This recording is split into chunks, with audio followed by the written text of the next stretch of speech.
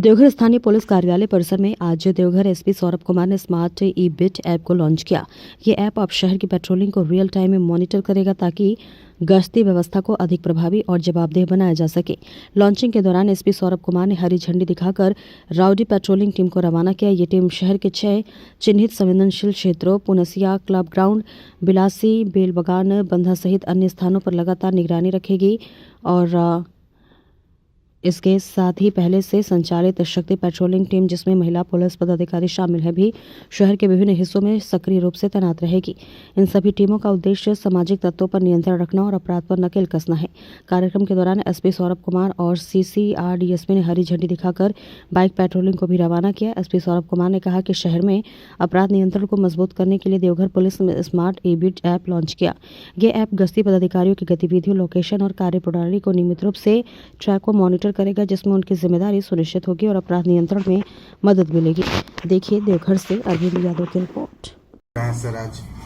देखिए, अपराध नियंत्रण को लेकर के देवघर पुलिस लगातार प्रयास कर रही है और इसमें लगातार हम लोगों ने पुराने अपराधियों का सत्यापन और अन्य सभी कार्य हमने किए हैं। अभी एक नई पहल हम लोग शुरू कर रहे हैं, वह स्मार्ट ई बिट को लेकर के हम लोग कर रहे हैं। अभी हम लोगों ने करीब 6 नए टीओपी का संचालन शुरू किया है टाउन के अलग अलग क्षेत्र में, चाहे वो बिलासी हो, सदर अस्पताल के पास हो, बेला बगान के पास हो, इस तरह से अन्य कई जगहों पे हम लोगों ने शुरू किया। उसमें मुख्य रूप से इन पर नियंत्रण रखने के लिए, इनका उत्तरदायित्व निर्धारण करने के लिए हम लोगों ने एक ऐप इनको दिया है, जिसमें कई जगहों को हम लोगों ने चिन्हित किया हुआ है। उन जगहों पर इनको जाना है। वो जगह हमने चिन्हित की है अपने पुराने अपराध के रिकॉर्ड से, या जहाँ पे कई बार शिकायतें आती हैं आपके माध्यम से, आम जनता के माध्यम से, कि यहाँ पर अड्डेबाजी हो रही है या कोई समस्या होती है, वैसे सभी जगहों को उस ऐप में हम लोगों ने प्री लोड किया है और हमारे पदाधिकारी वहाँ पर जाएंगे और ऑटोमेटिक उसमें QR कोड की कोई आवश्यकता नहीं है। वो ऑटोमेटिक जो उसमें GR फिट है वो ऑटोमेटिक उसको ले लेता है और हम लोग रिपोर्ट देख सकते हैं कि हमारे जो पदाधिकारी या कर्मी जो भी जिस ड्यूटी में थे, उन्होंने उस जगह को टच किया या नहीं किया। अगर टच किया, उसमें यह भी फैसिलिटी है कि अगर टच किया तो 10 मिनट रुकना है, 15 मिनट रुकना है, कितने बजे जाना है, वो सारी चीज़ें जो है सब प्री फिड रहती है और अगर उसका कहीं भी कंप्लायंस अगर नहीं होता है तो वो हम लोगों को यहाँ पर रिपोर्ट मिलता है। तो मुख्य रूप से उत्तरदायित्व निर्धारण जो है, जो हमारी गश्ती है, चाहे वो राउडी कंट्रोल को लेकर के है या फिर नए TOPs को लेकर के है, तो उनको मॉनिटर करने के लिए हम लोगों ने ऐप को लॉन्च किया है और आगे हम लोग इसी तरह से नए नए जो ऐप है उसको लॉन्च भी करेंगे,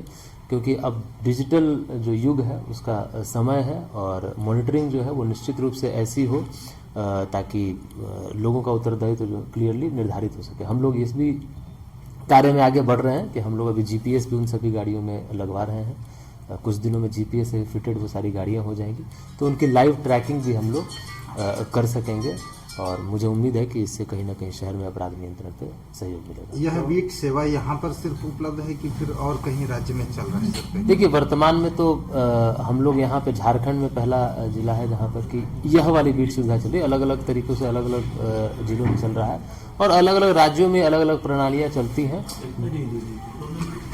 मॉनिटरिंग करेंगे पुलिस, सॉरी, बाइक के जरिए सभी जगह मॉनिटरिंग करेंगे। निश्चित रूप देखिए, टाउन पुलिसिंग में एक मुख्य पार्ट जो है ना कि कई सारी गलियां होती है, वहां पे 4 व्हीलर से रीच जो है उतना फ्रीक्वेंट नहीं हो पाता है, उसमें समस्या आती है। तो हम लोगों ने इसलिए बाइक पेट्रोलिंग टाउन में बढ़ा दी है। पहले जो जहाँ 4 बाइक की पेट्रोलिंग थी, अभी 10 बाइक की पेट्रोलिंग टाउन में है, जो लगातार अलग अलग समय पर अलग अलग क्षेत्र में भ्रमणशील है और उनकी मॉनिटरिंग करने के लिए ही इस बीट ऐप का या मैंने GPS जो बताया उन सभी को लगाया गया है, ताकि यह सुनिश्चित हो सके कि अगर हम पेट्रोलिंग बढ़ा रहे हैं तो पेट्रोलिंग जो है वो सही रूप से कार्य भी करें।